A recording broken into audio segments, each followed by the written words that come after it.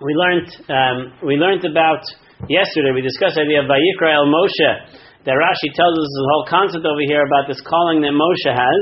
It's Vayikra, Vayidaber, and then the next pasuk is Daber, Ve'amarta. So a lot of the speaking that's happening over here. I want to quote to you the next Rashi, or it's actually two Rashis later, that there's something about, in particular, this Parsha, Vayikra, or seems to be the book of Vayikra, which is really related to that of korbanos, primarily korbanos, the sacrifices, those offerings that we bring in order to bring ourselves closer to Hashem. So it says, Vayikra Moshe, Kol Holechem Agila Aznav. The call, the voice, the sound is going to travel and reach his ears. But nobody else is actually able to hear this. What's happening? There's something special over here about the sound that Hashem is emanating. The way Hashem is speaking to Moshe, it's almost like the opposite of what we had at Har Sinai, where this booming voice is now entering into every individual. At this point in Vayikra, it's now entering to Moshe only. And Rashi points out, through various proofs, that it's excluding Aaron, it excludes everybody else. And the sound is so loud. It's such a powerful sound. It's the kol of Hashem. It's the kol which is shover arazim, which has the ability to break trees and the like, which means it's Hashem's voice. He's not whispering. He's speaking as loud as God would speak to man, and yet that sound is only traveling to Moshe's ears. Where is it going to? It's going into Me'ohel Moed. The sound is coming from the Ohel Moed, from the tent of meeting. And Rashi continues on to say that it's only going Mibein Shnei HaKeruvim. The sound is coming from within the two Keruvim, the two figures that are on top of the Aron.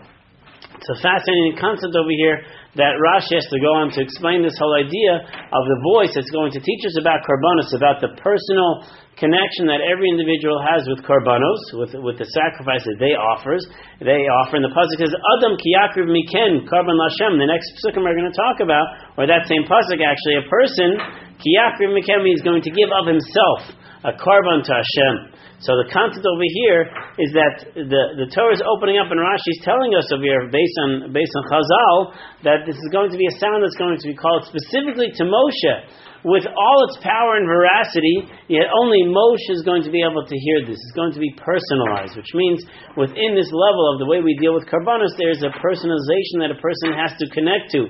Certainly in our days, when we refer to korbanos, we're referring to, for the most part, the opportunity for a person to have tefillah, and the opportunity for a person to actually recite the psukim of korbanos. This is one particular area, according to the poskim, at least, it's a machlokis on this, but that in particular, by reciting psukim of korbanos, that's how a person can actually fulfill the bringing of korbanos. That's reciting them. Sometimes it might refer to other psukim as well, other mitzvahs as well, but in particular, Chazal tell us about korbanos, that if you recite those and you have that relationship with Hashem, that you have that calling, that's when you're actually going to have that calling from Hashem. It's going to be something that's going to be personal, even if it's as loud as can be, but it's only something that's heard particularly by Moshe, particularly in the Ohel Moed, particularly by coming from the Keruvim, not something that's actually given over to everybody else. Interesting thought, just think about for yourselves.